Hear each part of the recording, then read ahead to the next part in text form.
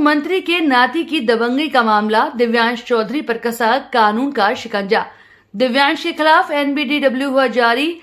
युवती को कार से कुचलने का किया था प्रयास। खबर चलने के बाद दर्ज हुआ था मुकदमा।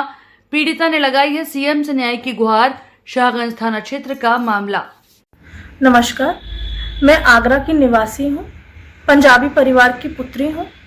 कुछ महीनों से मेरे घर वालों और मुझ पे दबाव बनाया जा रहा था कि मैं पूर्व राज्य मंत्री उदयभान सिंह चौधरी के नाती के साथ शादी करूं। जब हमने इस बात पे विरोध किया, उन्होंने हमें सरेआम जानलेवा धमकी देना शुरू कर दिया। मेरे 12 वर्षीय छोटे भाई, माता और पिता सबको परेशान करना शुरू कर दिया गया। मैं लखनऊ में नौकरी करती हूँ, वहां भी मुझे आके परेशान किया गया। पुलिस प्रशासन ने इस पे कार्रवाई करी। लड़के को आगरा से बुलाया गया लखनऊ और उसने वहां आके माफी मांगी और माफीनामा दिया गया। लखनऊ में ये घटना होना उसके बाद से बंद हो गई। ये 8 महीने पहले की घटना थी। उसके बाद से जब जब मैं छुट्टी लेके अपने परिवार से मिलने आगरा आती थी, मुझे धमकाया जाता। मेरे घर के बाहर कुछ लड़के लगा दिए जाते। जैसे ही मैं आती, पूर्व राज्य मंत्री उदयभान सिंह चौधरी के नाती दिव्यांश चौधरी तक ये खबर पहुंच जाती। वह आके मुझे परेशान करता, मेरे माँ बाप भाई को धमकियां देता खुलेआम। हमने पुलिस में गए। 1090 पे हमने कम से कम 9 कंप्लेंट दर्ज कराई, जिनकी कॉपी मैं पुलिस प्रशासन को दे चुकी हूँ। वुमेन्स हेल्पलाइन ने भी इस पे कार्रवाई करी। उनके घर वालों को समझाया गया, लड़के को समझाया गया। वे यही बोलते गए कि अब हम दोबारा नहीं करेंगे, अब हम दोबारा नहीं करेंगे, पर उन्होंने फिर भी ये किया।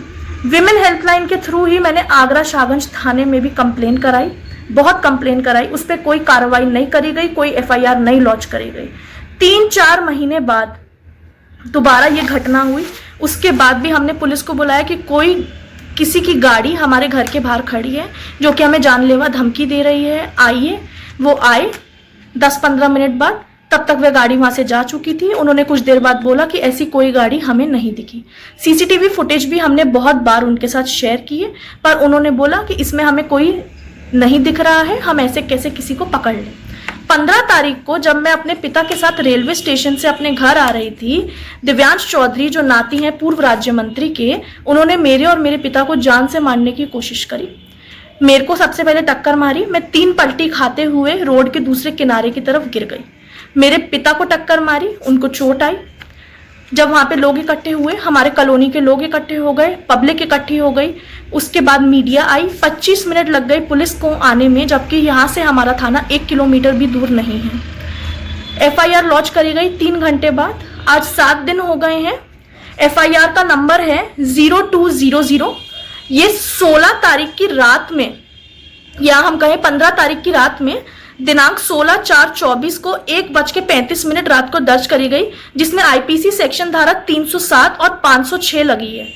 पर इस पे अभी तक कोई कार्रवाई नहीं हुई, सिर्फ दिखावा हो रहा है। लड़का पकड़ना तो बहुत दूर की बात है, अभी तक उसकी गाड़ी भी नहीं पकड़ी गई है। 2 महीने पहले एक और FIR करी गई, जिसमें जान से मारने की धमकी, मारपीट का केस लगाया मेरे पिताजी के साथ। उसका दिनांक है 26/2/24। FIR नंबर है 0117। धाराएं हैं 341, 323, 504, 506। इस पे कोई कार्रवाई नहीं करी गई हो, और मजाल है कि उसको एक भी बार थाने तक बुलाया गया हो कार्रवाई करने। कोई कार्रवाई इसमें नहीं करी गई।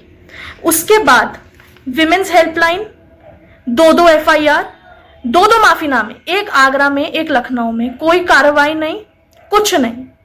इतना बड़ा हादसा होने के बाद पूर्व राज्य मंत्री उदयभान सिंह चौधरी ने अपने बड़े बेटे संजीव पाल के साथ प्रेस कॉन्फ्रेंस बुला के मुझे मानहानि पहुंचाने की कोशिश करी। मेरे बारे में गलत शब्दों का प्रयोग किया, अश्लील शब्दों का प्रयोग किया, और मेरी चेहरे की तस्वीर मीडिया को छापने के लिए अखबार में दे दी गई।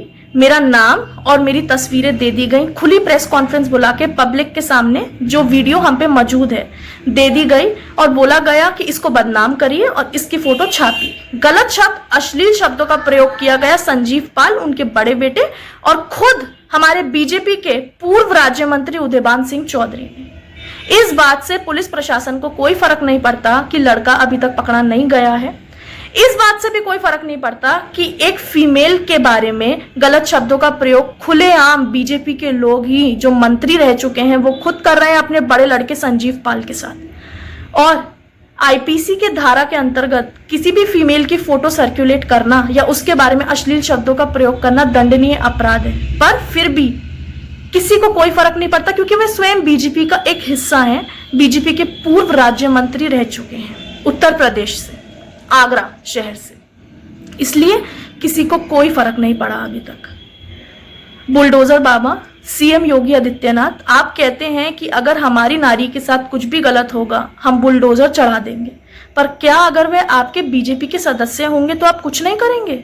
खुलेआम उनका नाती आके हम पे गाड़ी चढ़ा देगा, हमें कुचल देगा, मेरा आत्मसम्मान, करियर, मेरी जिंदगी सब खत्म कर देगा, इतना दबाव बनाएगा कि मैं अपने साथ कुछ गलत कर लूं?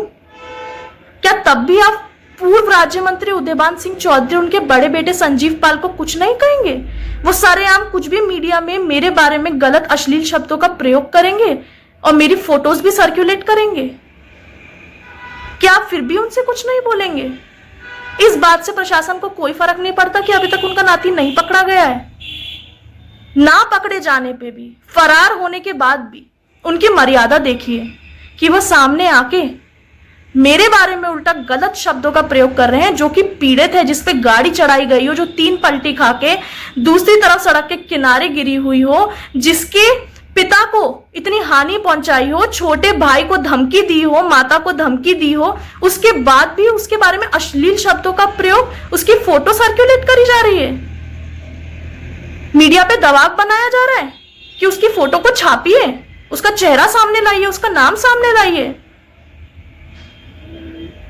हम पंजाबी समाज अभी तक सामने नहीं आया है, बीजेपी के खिलाफ कोई विरोध नहीं किया, क्योंकि हम खुद 70 साल से बीजेपी को वोट करते हैं। पर अगर हमारे साथ बीजेपी की सरकार ऐसा ही करेगी तो हम भी सामने आएंगे और बीजेपी का विरोध करेंगे। मेरी आपसे हाथ जोड़ के विनती है, honourable chief minister CM Yogi Adityanath, honourable